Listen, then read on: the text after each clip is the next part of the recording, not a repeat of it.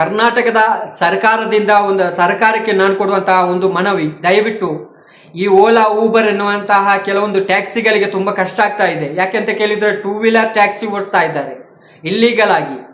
ಯಾವುದೇ ಒಂದು ಸೇಫ್ಟಿ ಇರಲ್ಲ ಅದರಲ್ಲಿ. 2 ವೀಲರ್ ಅಲ್ಲಿ, ಆಟೋ ರಿಕ್ಷಾದಲ್ಲಿ ಮತ್ತು ಕಾರಲ್ಲಿ ಹೋಗ್ತಿರುವಂತಹ ಪ್ರತಿಯೊಬ್ಬರಿಗೆ ತೊಂದರೆ ಆಗ್ತಾ ಇದ್ದಾರೆ. ಯಾಕೆಂತ ಕೇಳಿದ್ರೆ ಆಟೋ ರಿಕ್ಷಾ ಮತ್ತು ಟ್ಯಾಕ್ಸಿ ಓಡಿಸ್ತಿರುವಂತಹ ಕರ್ನಾಟಕದ ಜನರು ಟ್ಯಾಕ್ಸಿ ಕರ್ನಾಟಕಕ್ಕೆ ಕಟ್ಟಿಕೊಂಡು ಅವರು ಬಾಡಿಗೆ ಮಾಡಬೇಕಾದ್ರೆ ಅವರಿಗೆ ಬಾಡಿಗೆ ಸಿಗ್ತಾ ಇಲ್ಲ. ಯಾಕೆಂತ ಕೇಳಿದರೆ ಇಂತಹ 2 ವೀಲರ್ಸ್ಗಳಲ್ಲಿ ಎಲ್ಲಿಂದೋ ಕರ್ನಾಟಕದ ಹೊರಗಡೆಯಿಂದ ಬಂದಂತಹ ಜನರು ಇಲ್ಲಿ 2 ವೀಲರಲ್ಲಿ ಬಾಡಿಗೆ ಮಾಡ್ತಾ ಇದ್ದಾರೆ. ಇದಕ್ಕೆ ಕರ್ನಾಟಕಕ್ಕೆ ಲಾಸ್ ಆಗುತ್ತೆ, ನಮ್ಮ ಸರ್ಕಾರಕ್ಕೆ ಲಾಸ್ ಆಗುತ್ತೆ. ಅವರು ಟ್ಯಾಕ್ಸಿಯನ್ನು ಕಟ್ಟಲ್ಲ, ಅವರು ಪ್ರೈವೇಟ್ ಆಗಿ ಓಡಿಸ್ತಾ ಇದ್ದಾರೆ.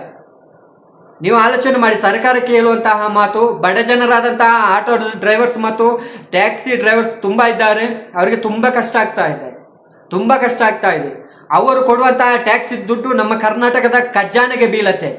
ಅದು ಇಲ್ಲದೆ ಮಾಡುವುದು ಇಂತಹ ರ್ಯಾಪಿಡ್ ಓಬರ್ ಎನ್ನುವಂತಹ ಕೆಲವೊಂದು ಬೈಕ್ ರೈಡರ್ಸ್ ಇಂದ ನಡೀತಾ ಇದೆ. ಅದು ಕರ್ನಾಟಕದ ರೈಡರ್ಸ್ ಅಲ್ಲ, ಅದು ದೇಶದಿಂದ ಹೊರಗಿನಾಡಿನಿಂದ ಬಂದಂತಹ UP, ಆಸಾಂ ಆ ಕಡೆಯಿಂದ ಬಂದಂತಹ ಜನರು ಓಡಿಸ್ತಾ ಇರುವಂತಹದ್ದು. ಅದರಲ್ಲಿ ಯಾವುದೇ ಸೇಫ್ಟಿ ಇಲ್ಲ. ನಮ್ಮ ಕರ್ನಾಟಕದ ಹೆಣ್ಣು ಮಕ್ಕಳು ಅದರಲ್ಲಿ ಹೋಗ್ತಾ ಇದ್ದಾರೆ, ತಂದೆ ತಾಯಿಯಂದಿರು ಹೋಗ್ತಾ ಇದ್ದಾರೆ. ಅದರಲ್ಲಿ ಸೇಫ್ಟಿ ಇಲ್ಲ. ಸೇಫ್ಟಿ ಇರಬೇಕಾದ್ರೆ ಒಂದು ಕಾರಲ್ಲಿ ಸಿಗತ್ತೆ, ಮತ್ತೊಂದು ರಿಕ್ಷಾದಲ್ಲಿ ಸಿಗತ್ತೆ, ಮತ್ತೆ ನಮ್ಮ ಸರ್ಕಾರದ ಖಜಾನೆಯು ಫುಲ್ ಆಗತ್ತೆ. ಇದು ನಮ್ಮ ಸರ್ಕಾರದಲ್ಲಿ ಹೇಳುವಂತಹ ಮಾತು. ದಯವಿಟ್ಟು ನಮ್ಮ ಸರ್ಕಾರದಲ್ಲಿ ಮನವಿ, ಯಾವುದೇ ಕಾರಣಕ್ಕೂ ಬೈಕ್ ರೈಡರ್ಸ್ಗೆ ಟ್ಯಾಕ್ಸಿ ಮಾಡಲಿಕ್ಕೆ ಅವಕಾಶ ಮಾಡಿಕೊಡಬೇಡಿ. ಯಾಕೆಂತ ಕೇಳಿದ್ರೆ ಅದರಲ್ಲಿ ಸೇಫ್ಟಿ ಇಲ್ಲ, ದಯವಿಟ್ಟು.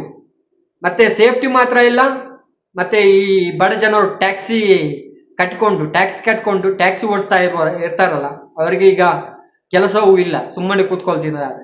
ಯಾಕೆಂತ ಕೇಳಿದ್ರೆ ನಮ್ಮ ನಾಡಿನ ಜನರಿಗೆ, ಕರ್ನಾಟಕದ ಜನರಿಗೆ ಕೆಲಸ ಇಲ್ಲದೆ ಮತ್ತೊಂದು ರಾಜ್ಯಕ್ಕೆ ಕೆಲಸ ಕೊಟ್ಟು ನಮಗೇನೋ ಸಿಕ್ಕುವಂತಹ ಅವಶ್ಯಕತೆ ಏನಿಲ್ಲ, ನಮ್ಮ ನಾಡಿಗೆ ಸಿಕ್ಕುವಂಥದ್ದು ಏನಿಲ್ಲ.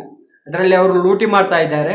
ಆದಷ್ಟು ಸರ್ಕಾರ ಎಚ್ಚೆತ್ತುಕೊಂಡು ನಮ್ಮ ಟ್ಯಾಕ್ಸಿ ರೈಡರ್ಸ್ ಏನಿದ್ದಾರೆ, ಟ್ಯಾಕ್ಸಿ ಓಡಿಸುವಂತಹ ಪ್ರತಿಯೊಬ್ಬರು, ಆಟೋ ಚಾಲಕರು ಮತ್ತು ಕಾರ್ ಡ್ರೈವರ್ಸ್, ಅವರಿಗೆ ನೀವು ಸಪೋರ್ಟ್ ಮಾಡಬೇಕು. ಜೈ ಹಿಂದ್, ಜೈ ಕರ್ನಾಟಕ.